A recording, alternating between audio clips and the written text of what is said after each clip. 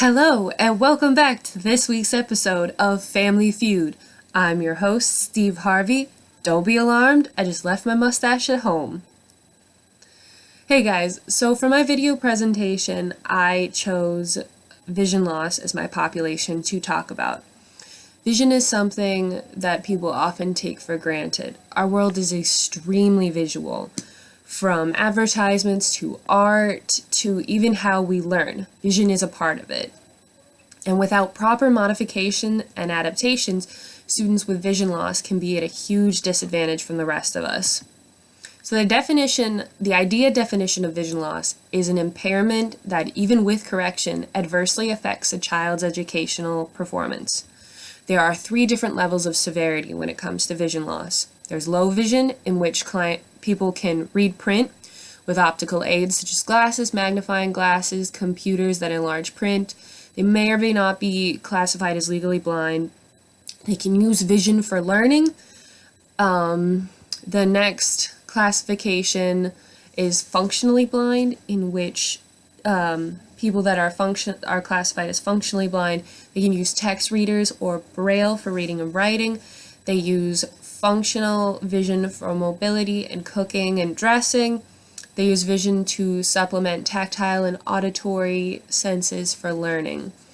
The final level for vision loss is blind. Individuals diagnosed at this level have no useful input through vision whatsoever. They use tactile and auditory senses primarily only for learning. Within these levels of severity, there are types of vision loss. All of the following that I'm about to list are refractive errors, in which the shape of the eye does not bend light correctly, so you get blurred images. First one is hyperopia, which is farsightedness. So people with farsightedness are able to see objects at a distance, but when you bring it close up, the objects are very blurry. Excuse me. Myopia or nearsightedness. People with myopia are able to see objects very close up, but at a distance things blur. And finally, astigmatism. People with an astigmatism, both near and far objects appear blurry. This can occur in a combination of myopia and hyperopia. Within all 3 of these types, there is the level of severity that occurs, like those 3 levels that I listed above, or that I listed before. So this part was new information for me, the types and the severities. I didn't know the different levels for vision loss. This info is very helpful to me for if I ever have a client with vision loss. Based on their diagnosis, I can make a rough plan for what we will do together even before we meet. I can start thinking up ideas of what instruments we can use, if we can use visuals together, or if we just shouldn't use them at all, and if I need a lot of tactile information, if I need to use a lot of tactile information, or if I don't really need to worry about it. I actually this semester had a client in a group that had vision loss.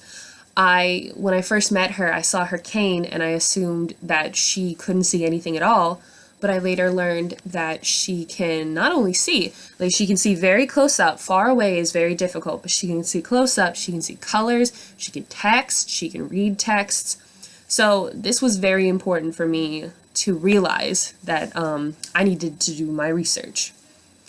So how do we diagnose vision impairment? To diagnose vision impairment, it's best to see an ophthalmologist. It's a big word, it's very hard for me to say. Ophthalmologist. They look at the structure of a person's eye. There's also 3 tests that they go through to further test your eyes.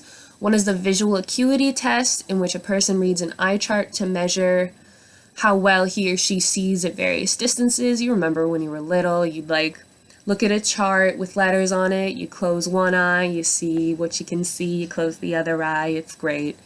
The next one is a visual field test. So an ophthalmologist uses this test to measure side or peripheral vision. So if I could see my hands at the side without actually turning my eyes.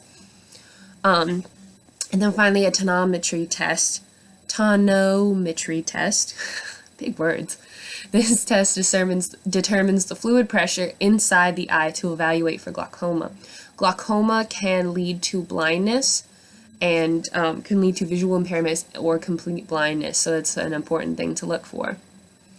The next thing, the effects that visual impairment can have on a person. This was probably one of the most important things that I learned about, just knowing what it's like, what can be things that I take for granted having vision, and that a person with vision loss are at such a disadvantage with. So language development, vocabulary, and we integrate visual experiences and words. Like we're very descriptive, but we use visually descriptive words when we're talking. Even in an environment that has a lot of speaking and a lot of like social interaction with a kid, they're still at a disadvantage. They're still losing that visual experience. Our language has so many visual references in it. Even in our songs, like how we describe our emotions, we associate colors, we associate like, oh, I'm angry, so I'm going to talk about a lightning bolt. Well, a person with vision loss has never seen a lightning bolt. They don't understand the reference. So people with vision loss can be at a huge disadvantage with that. Intellectually, some of the intellectual effects are many cognitive tasks require vision, like spatial awareness. Like a person with vision loss doesn't know the difference between 30 feet and 100 feet. Many geographical and science concepts best utilize visual illustrations, such as graphs and charts. Children with vision loss can score low on IQ tests where vision underlies the concepts, but that doesn't mean that they're going to score low on every other part of the test. So that means that like children with vision loss, they aren't intellectually delayed due to their vision loss, but they're at a disadvantage when it comes to like our learning, like the types of learning that we do. They can't read what the teacher writes on the board, so they're missing out on a part of that. One of the biggest aspects that I thought was the social aspect. They can't see peers and are less likely to initiate interactions. Children with visual impairment have fewer opportunities to socialize. Children with vision loss must listen and then approach. How we learn social interactions is exceedingly visual. We learn that when our mother smiles at us, that's a happy thing. We learn that when we see someone crying, that means they're sad.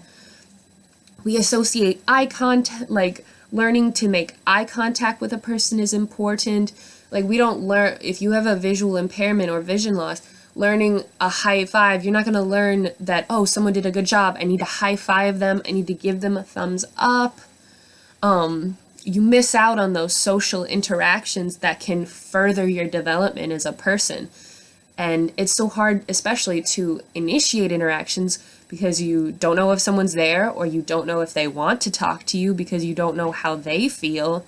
So it's a huge chunk. Like knowing the effects of vision loss was very important to me, because like knowing this area, as a music therapist, we can work on this together to improve it so that they can have a better quality of life.